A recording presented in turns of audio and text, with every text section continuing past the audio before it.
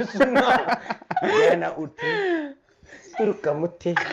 जुरुक्क उठ्थे तुरुक्क दाँत माझ्थे अनि नुहाउँथे अनि 8 बजी भएपछि ब्रेकफास्ट टन्न खान्थे फेरि नुहाउँथे अलिकति सिकसिक लाग्ने मलाई चाहिँ होइन अनि फेरि दाँत माझ्थे अघि खाएको दाँतमा अड्किन्थ्यो अलिकति माझ्थे फेरि जान्थे एकछिन यसो हेर्थेँ बाहिर गरम भएको जस्तो फेरि आएर सावर लिन्थेँ त्यहाँदेखि मोजाहरू धोइन्थे होइन मोजाहरू धुन्थ्यो अनि त्यहाँ छोरीहरू पनि थियो अनि त्यही हो अब अनि म कहाँ अनि एउटा छोरीको बाउ 3टा छोरी सेटमा त एउटा मात्रै छोरी सेटमा चाहिँ एउटा थियो त्यही सेट भयो अरू केही सोध्नु चाहनुहुन्छ केही भन्नु चाहनुहुन्छ हजुरले पदमलाई चिन्नुहुन्छ ओहो त्यो मान्छेलाई नचिन्ने कमै होला खत्रे मान्छे कहाँको हो त्यो मान्छे कस्तो लाग्छ पदम हजुरलाई पदम कस्तो लाग्छ मलाई मान्छे जस्तो लाग्छ एकचोटि उहाँको केही कुरा गर्न चाहनुहुन्छ मलाई त हजुर पदम पदम जस्तो लाग्यो मलाई पदम सबै झुकिन्छ यार खै मेरोमा त्यही खोट थियो होला कोट त हैन गालामा गालाभरि चोटै छ त्यो चोट गएको भन्नु दिउँ मनमा खोट छ अनुहारमा चोट छ स्थिति रोडमा छ जिन्दगी बोटमा छ भने हल्का अब फागुन 23 आउँदैछ हजुरहरू सिनेमाको घरको बाहिर आइदिनुहोस् अनि बाहिर आएर मात्रै भएन भित्र पसिदिनुहोस् अनि हेरेर हामीलाई प्रतिक्रिया दिनुहोस् पदम तामाङ अनि अघि सोधिरहनु भएको थियो अघिदेखि कुरा गरेको मान्छे पनि म यो भन्नु न अनि गम्भीर कुराहरू केही सोध्नुहोस् न केही कुराहरू छ हामीलाई सोध्नु गम्भीर अलिकति गम्भीर त अब तपाईँहरूलाई यसो गम्भीरमा अब हाम्रो अब होइन सबभन्दा यो चाहिँ सिरियसमा होइन सबभन्दा फन्नी मोमेन्ट हुन्छ नि एउटा जो चाहिँ सबैलाई यादगार छ क्या त्यो कुरा चाहिँ सबभन्दा फन्नी जस्तै त्यो छ ऊ छ आशिष छ म छु होइन हाम्रो हेना छ रियान थियो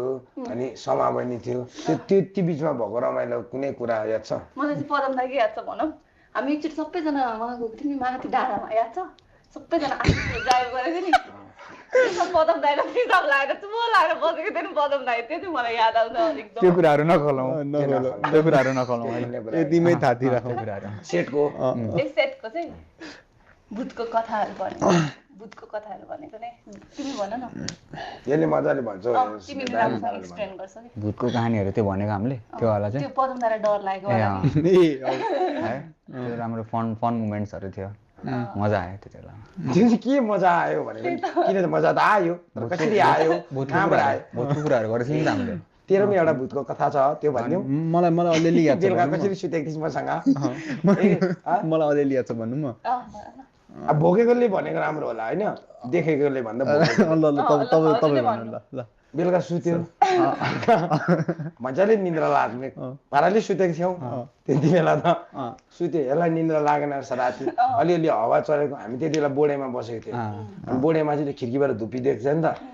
2टा धुपी टक्कै देखेछ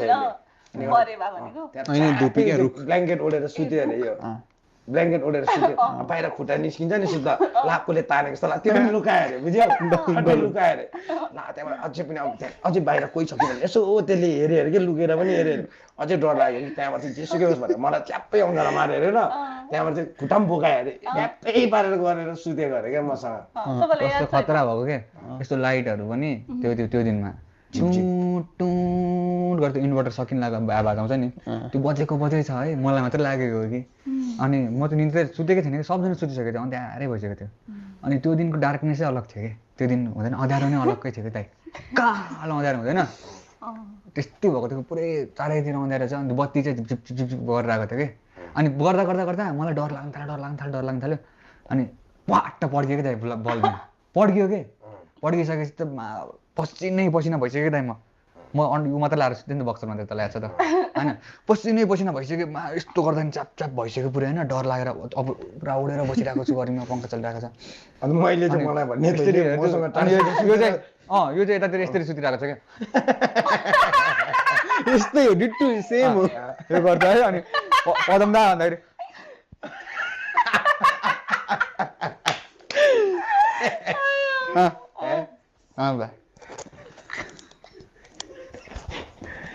गर्छ होइन आफूलाई त दाइ म साइको भइसक्यो त्यति बेलामा मर्छु जस्तो पुरा त्यो हुँदैन कसैले खुट्टा तानेको जस्तो के गर्छ कोही पनि छैन काल अनि ठ्याक्कै त्यो यस्तो डर छैन डरबाट नक कटकट मुसाएर गरेको हाँस्दा आवाज आयो कि झन् अप्ठ्यारो पसिना भइसक्यो उठाउनु खोज्छु दाइ भन्छु दाइ उठ्न भन्ने यस्तो हल्का ढल यस्तो गर्छ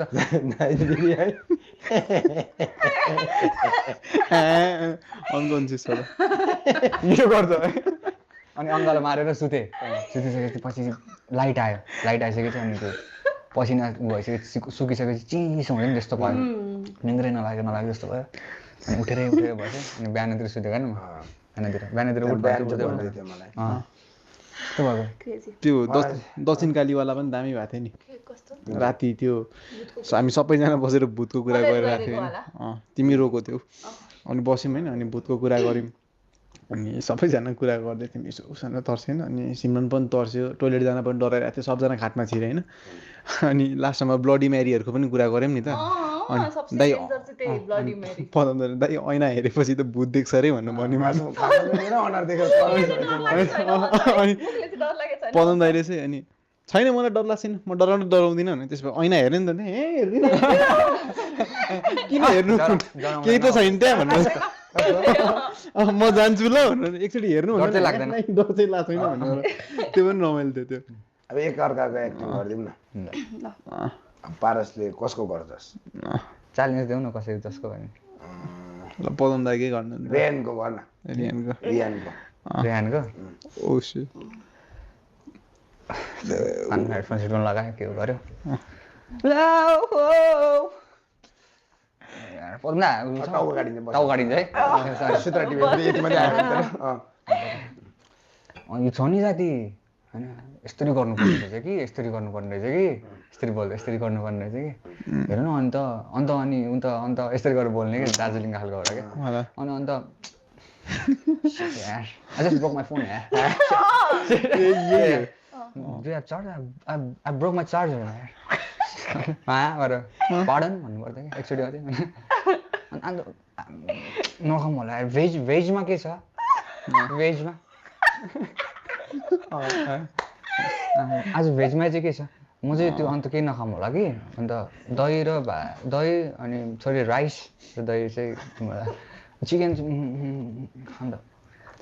भेजी के भएको भए भेजमा चाहिँ रमाइलो हुन्थ्यो अनि एनर्जी लाऊ अब सिमरन चाहिँ आशिषको गरिदेऊ होइन यस्तो हो कि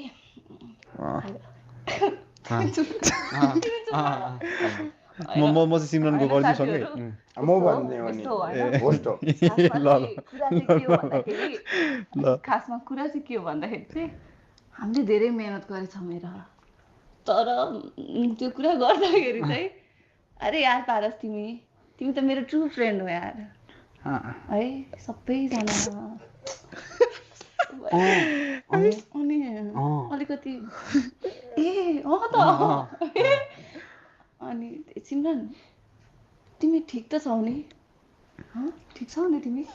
ठिक छु हिजो तिमीलाई हेर्दाखेरि के भयो जस्तो फिल भएको थियो मलाई अलिकति तिमी अलिकति स्याड देखिरहेको थियो सिमरन ठिक त छ मलाई सेयर गर्दा हुन्छ है तिम्रो म एकदम राम्रो साथी हुन सक्छ है यस्तो त थिएन होला म यस्तै हो ल अब तिमीले त हेनाको गर हेनाको